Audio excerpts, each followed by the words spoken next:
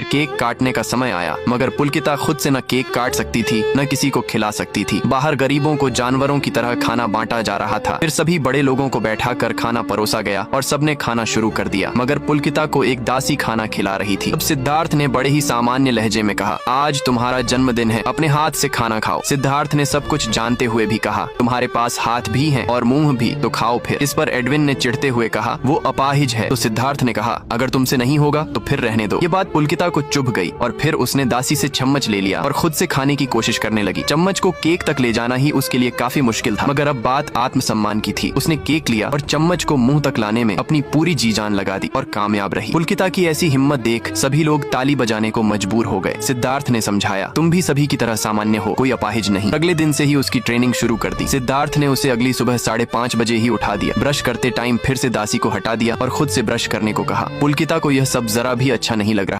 सिद्धार्थ ने अपनी औषधियों और उपचार पद्धतियों से पुलकिता का इलाज शुरू कर दिया। कभी कभी तो उसके पूरे शरीर पर लेप लगा दिया जाता। उसके शरीर में धीरे धीरे जान आने लगी थी। पुलकिता के हाथ पूरी तरह काम करने लगे थे और पैरों पर चलना सिखाया जा रहा था और अब पुलकिता पूरी तरह से स्वस्थ है। वहीं एडविन सिद्धार्थ और पुलकिता के बीच बढ़ती नजदीकियों को देख रहा था। इतने में ही 84 साल पुराना वीडियो यहीं समाप्त हो गया। अब वीणा ने देखा कि अगतियन ने एक बाबा और बच्चे का चित्र बनाया है। अगतियन को भी नहीं पता कि ये कब हुआ, आखिर क्या संबंध है इसका उस वीडियो से। यही सब वह सोच रहा था कि तभी उसे कालंगीनाथ बाबा की छवि दिखाई दी। फिर वे लोग घर चले गए। अगले दिन स्केरी हाउस फिर से खुला। वहाँ बहुत लोग घूमने आए, मगर उनमें से एक लड़का और लड़की पिरामिड में चले गए, लेकिन बाहर सिर्फ लड़की आई। लड़का अंदर ही गायब हो गया था। इस घटना के बाद स्केरी हाउस को बंद कर दिया गया। अगतियन अपनी बदकिस्मती पर रो रहा था। तभी उसे अपने बचपन की याद आई, जब उसकी माँ उसका मनोबल बढ़ाती थी। अगतियन सोच ही रहा था कि उसके सामने एक कुल्हाड़ी आकर गिरी। उसे छूते ही अगतियन को कुछ याद आने लगा। दरअसल वहाँ एक तहखाना था जिसमें अगतियन उतर गया। यह वही जगह थी जहाँ एडविन लोगों को यातनाएं।